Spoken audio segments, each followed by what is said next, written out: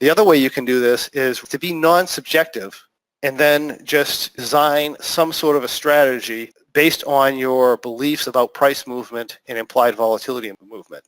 By that I mean is if you take a look at the rock trade, what we do with that is we're making assumptions.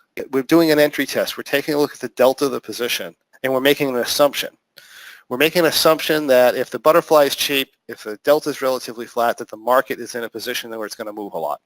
I don't know if that's going to happen or not, but that's the assumption within the rock trade.